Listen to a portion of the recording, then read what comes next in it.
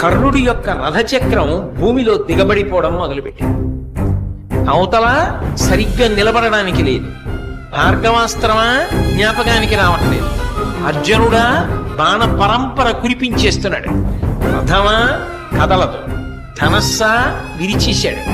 అయినా ఇంకొక ధనస్సుని బాణాన్ని తీసుకుని యుద్ధం చేశాడు. ఎంత గొప్ప యుద్ధం చేశాడంటే గాంధీవం యొక్క అల్లెతాడు కట్టే ముడి విడిపోయేటట్టుగా కొట్టాడు.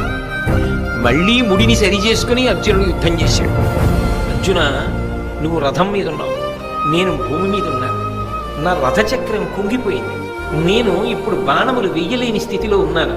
అయినా నువ్వు ఆపకుండా బాణప్రయోగం చేస్తున్నావు. కొంతసేపు బాణప్రయోగం ఆపు. నీకో గోవిందుడికో భయపడి నేను ఈ మాట చెప్పట్లేదు, ధర్మం చెప్పాలి కాబట్టి చెప్తున్నాను అంటే కృష్ణ పరమాత్మ అన్నాడు, అబ్బా ఇప్పుడు ధర్మం జ్ఞాపకానికి వచ్చిందా? జ్ఞాపకానికి వస్తే రక్షించేది కాదు ధర్మం, అనుష్ఠిస్తే రక్షించేది. నువ్వు ఎంత ధర్మాన్ని అనుష్ఠించావు జీవితంలో?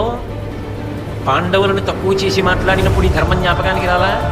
ద్రౌపదీదేవిని అవమానించినప్పుడు ఈ ధర్మం జ్ఞాపకానికి రాలా? అదే పనిగా అర్జునుడిని చిన్నతనం చేసి మాట్లాడినప్పుడు ఈ ధర్మం జ్ఞాపకానికి రాలా? నువ్వు పాటించనిది ధర్మం. నీకు అక్కడికి రమ్మంటే ఎక్కడి నుంచి వస్తుంది?